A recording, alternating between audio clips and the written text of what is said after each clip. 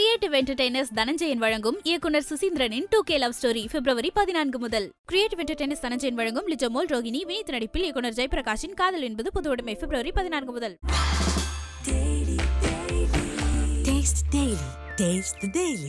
70 தொகுதிகளை கொண்ட டெல்லி சட்டப்பேரவை தேர்தல் கடந்த 5ஆம் தேதி நடைபெற்றது. இதில் 699 வேட்பாளர்கள் களம் கண்டனர். ஆம் ஆத்மி, பாஜக, காங்கிரஸ் ஆகிய கட்சிகளுக்கு இடையே மும்முனை போட்டி நிலவியது. தேர்தலில் 60.54% வாக்குகள் பதிவாகின. இந்நிலையில் டெல்லி சட்டசபை தேர்தலில் பதிவான வாக்குகள் இன்று காலை எண்ணப்பட ஆரம்பித்தது. டெல்லி யூனியன் பிரதேச சட்டசபை தேர்தலில் பாஜக 48 இடங்களை கைப்பற்றியுள்ளது. ஆளும் ஆம் ஆத்மி கட்சிக்கு 22 இடங்கள் கிடைத்துள்ளன. பெரும்பான்மைக்கு தேவையான 35 தொகுதிகளுக்கும் மேலாக பெற்று பாஜக வெற்றி பெற்றது. டெல்லி சட்டமன்ற தேர்தல் முடிவுகளின்படி புதுடெல்லி சட்டமன்ற தொகுதியில் முன்னாள் முதல்வர் அரவிந்த் கெஜ்ரிவால் தோல்வியடைந்துள்ளார்.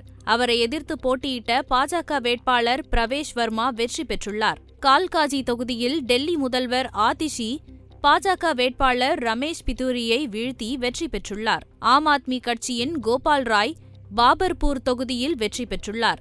அவர் பாஜகவின் அனில்குமார் வஷித்தை எதிர்த்து போட்டியிட்டார்.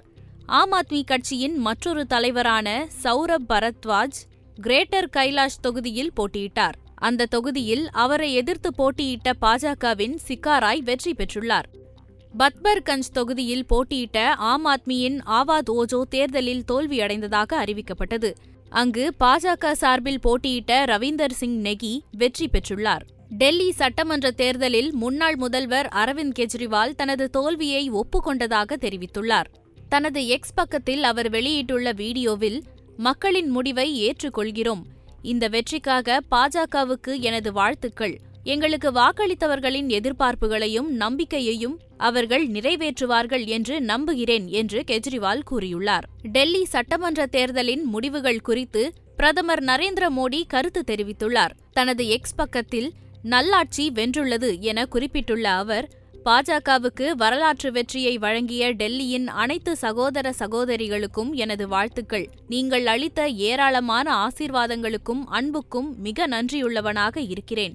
டெல்லியின் முழுமையான வளர்ச்சியை உறுதி செய்வதற்கும் அதன் மக்களின் வாழ்க்கையை மேம்படுத்துவதற்கும் இருக்கும் வாய்ப்புகளை தவற விட்டுவிட மாட்டோம் என உத்தரவாதம் அளிக்கிறோம் என்று தெரிவித்துள்ளார். சமூக செயற்பாட்டாளரான அண்ணா ஹசாரே, ஆம் ஆத்மி கட்சியின் கொள்கைகளே இந்த தேர்தல் பின்னடைவுக்கு காரணம் என்று தெரிவித்துள்ளார். மேற்கொண்டு பேசிய அவர், மதுபான கொள்கைகள் காரணமாகவே கெஜ்ரிவாலுக்கு மோசமான பெயர் கிடைத்தது என்றும் குறிப்பிட்டார். அதேபோல் தமிழகத்தில் உள்ள ஈரோட்டிலும் இடைத்தேர்தல் நடைபெற்றது. ஈரோடு கிழக்கு தொகுதியில் திமுக வேட்பாளர் VC சந்திரகுமார் வெற்றி பெற்றதாக அறிவிக்கப்பட்ட பின் அண்ணா அறிவாலயத்தில் கொண்டாட்டங்கள் களை கட்டியுள்ளன. திமுக வெற்றி உறுதியான போதே அண்ணா அறிவாலயம் வந்த முதலமைச்சர் MK ஸ்டாலினுக்கு தொண்டர்கள் உற்சாக வரவேற்பை அளித்தனர். அதேபோல் இனிப்புகள் வழங்கியும் பட்டாசுகளை வெடித்தும் திமுகவினர் தேர்தல் வெற்றியை கொண்டாடி வருகின்றனர். ஈரோடு கிழக்கு இடைத்தேர்தலில் மீண்டும் திமுக வென்று வரலாறு படைத்துள்ளது. இந்த இடைத்தேர்தலில் திமுக சார்பாக போட்டியிட்ட VC சந்திரகுமார் 1,14,439 வாக்குகளை பெற்று வென்றுள்ளார்.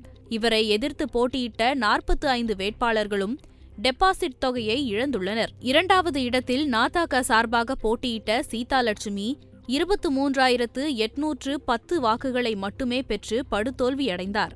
கடந்த சில வாரங்களாகவே பெரியார் குறித்து கடுமையாக நாதக ஒருங்கிணைப்பாளர் விமர்சித்து வந்தார். தற்போது பெரியாரின் சொந்த ஊரான ஈரோட்டிலேயே நாம் தமிழர் கட்சி டெபாசிட்டை இழந்து தோல்வியடைந்திருப்பது திமுக தொண்டர்கள் மத்தியில் உற்சாகத்தை ஏற்படுத்தியுள்ளது. பதிவான வாக்குகளில் சுமார் 75% அதிக வாக்குகளை சந்திரகுமார் பெற்றிருக்கிறார்.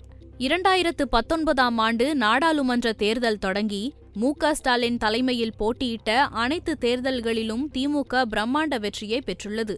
அதுமட்டுமல்லாமல் இந்த வெற்றிக்கு பின் சந்திரகுமார் பேசுகையில், 2026 சட்டமன்ற தேர்தலுக்கான அச்சாரம் இந்த இடைத்தேர்தல் வெற்றி என்று தெரிவித்துள்ளார். கிரியேட்டிவ் என்டர்டெய்னர்ஸ் தனஞ்சயன் வழங்கும் இயக்குனர் சுசீந்திரனின் 2K லவ் ஸ்டோரி பிப்ரவரி 14 முதல். கிரியேட்டிவ் என்டர்டெய்னர்ஸ் தனஞ்சயன் வழங்கும் லிஜமோல் ரோகிணி வினீத் நடிப்பில் இயக்குனர் ஜெயபிரகாஷின் காதல் என்பது புதுவுடைமை பிப்ரவரி 14 முதல். Taste the Daily.